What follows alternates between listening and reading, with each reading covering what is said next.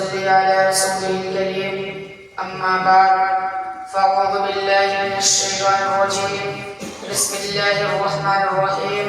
واعتصموا بحبل الله جميعا ولا تفرقوا واذكروا نعمة الله عليكم إذ كنتم أعداء فألف بين قلوبكم فأصبحتم بنعمته إخوانا. وقال رسول الله صلى الله عليه وسلم المسلم أخو المسلم أو كما قال علیہ السلام. نفرت کی بات ہے نہ عداوت کی بات ہے، نفرت کی بات ہے نہ عداوت کی بات ہے، میری زبان پہ صرف محبت کی بات ہے. اور اس دور انتشار میں آپس کی دشمنی، اس دور انتشار میں آپس کی دشمنی سوچو جو غور سے تو قیامت کی بات ہے. دیوار نفرتوں کے گراؤ تو بات ہے، دیوار نفرتوں کے گراؤ تو بات ہے، انسان کا شعور جگاؤ تو بات ہے.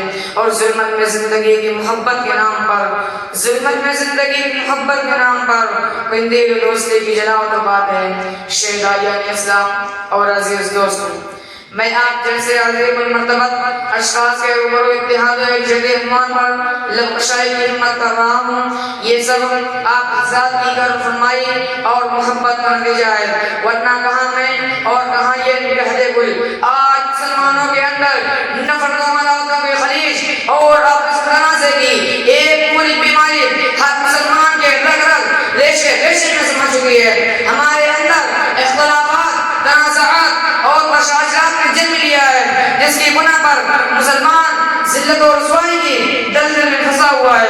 مسلمانوں کی مختلف جماعتوں نے آپسی اتحاد کو باقی نہیں. کوئی اپنے آپ کو سنی کہتا ہے، کوئی اپنے آپ کو شیعہ کہتا ہے، کوئی اپنے آپ کو مودودی کہتا ہے، کوئی اپنے آپ کو بریلوی کہتا ہے، کوئی اپنے آپ کو دیوبندی کہتا ہے.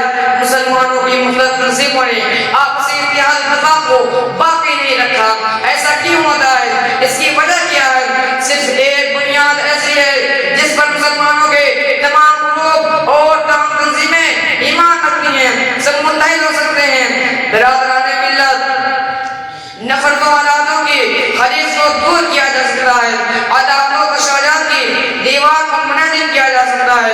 شرط یہ ہے کہ ہم مسلمان ہیں، قرآن پر ہمارا ایمان ہے، احکام پر بھی ایمان ہے، رہبر ہمارا قرآن ہے، ہادی رسول کا فرمان ہے جس پر سب کچھ قربان ہے. تو آئیے قرآن کا فرمان سنیے، رسول کا فرمان سنیے اور اپنی زندگی سے نفرت و عداوتوں کی دیوار کو گرا ڈالیں. قرآن کہتا ہے ان هذه امتكم امه واحده وانا ربكم فاتقون. جب قرآن میں ایک کہہ رہا ہے، رسول کا فرمان یہ بتا رہا ہے کہ ہم ایک چیز کی مان کریں، تو ہمارے اندر اختلافات نے جنم کیوں لیا؟